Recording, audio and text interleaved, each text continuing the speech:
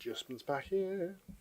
Hi everybody, did you miss me? I've been away for a little while, completely unintended because of something which happened to my laptop. Basically, the hard drive in my laptop decided to give up completely, which meant I couldn't edit any videos, which was really annoying because I had plenty of videos lined up. I had one filmed, in fact, in the can, which I'd already transferred onto my laptop, and then it went kaput. So that was really, really annoying. All had to go out the window. What can you do? If I was a proper YouTuber, like a professional YouTuber that would do it full time, then I would have had either a friend I could have edited stuff on, a friend's laptop that I could have edited stuff on, or some sort of backup situation going on. But I didn't see the point in spending loads and loads of money on something that isn't my livelihood. So we had a break. But you know, it happens. So that's officially the longest break I've ever had on YouTube, and I don't intend that to happen again. 3 or 4 weeks, not the end of the world, but today is New Year's Eve. Glad to be with you. Well, today isn't New Year's Eve, because if you're watching this during the day, you'll realise that it's dark outside already, unless I'm recording this very early in the morning, which I'm not. Today is Sunday, but you're watching this on New Year's Eve, and I thought, well, New Year's Eve got to be a review of 2018 and what I learnt this year. I was going to make a 18 things I've learnt in 2018, then I watched the video I did last year called 17 things I learnt in 2017, and then fully realised that I'd be saying most of the same stuff, which would be impossible since I'd learnt it last year. So instead, let's go with a few things I've learnt this year, which are a bit more major, a bit bigger. So thing number one is that living in London is great. Now, I actually said this last year, but I've definitely brought it home this year. So I moved to London in September 2017, just about 16, 17 months ago, and I've been loving it since. So this has been my first full year in London, and I haven't moved anywhere. I've been living in the same place, but I've progressively over that time got to know more and more about the city. I mean, I'd visited loads of times before, but obviously living here, you know, all the time means you see a lot of things which you never see as a visitor to the city. And obviously you learn a few things. Firstly, to not go to central London and buy any alcohol whatsoever unless you want to remortgage or take out a massive loan.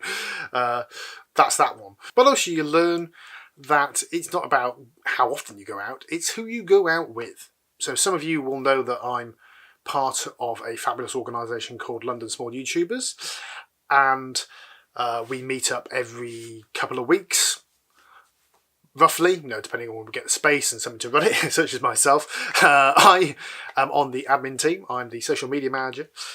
So go follow Small YouTubers organisation on Twitter and on Facebook and on Instagram. And 'tis me most of the time. But it also means that when I go to YouTube-y kind of events, there are people there which I actually know. YouTube is a wide, vast community, so it's very easy to go to a YouTube event and know literally nobody there. Even the creators, even the feature creators a lot of the time. So, for example, went to Sitsea in the middle of the summer, and I actually could spend a couple of days with a bunch of people I knew. That's one of the reasons why you didn't get a vlog of Sitsea. Another reason being that it would have looked exactly the same as the previous year. But also I didn't get any meet and greets. I wasn't really there to see any of the featured creators, although I did meet one or two of them, and that's absolutely great. That wasn't the real reason for being there. It was to see friends and to share in the celebration of YouTube as it was in August 2018. By the way, I don't know if you can see this or not, I've left my one Christmas decoration out because I haven't got any videos this year with Christmas decorations in. So, as we're allowed to have them up at the moment, I'm leaving it there for this video and probably then take it away. So the next thing I learnt this year is, again, kind of YouTube-y. So I've been putting out videos more or less every week. It really doesn't matter if I miss a week. All the way up till the end of 20 2017, I was putting out a video at least once a week, maybe every now and again, and 2 videos in the week. So I was making 60 videos in a year, say, right? Now, it doesn't really make a lot of difference, especially when you're my size of channel, that I'm putting out videos every week or not. It's to do with the quality of those videos. If I'm really busy a couple of weekends in a row, sometimes it's just not possible to squeeze in another video making session. That's filming, editing, uploading, subtitling if possible. All that takes a lot of time, and some weekends I just don't have that time. So not important to do it every single week. And whilst of course I will use my best endeavour to put out a video every single week, it's not as important to me as it was, say, 12 months ago.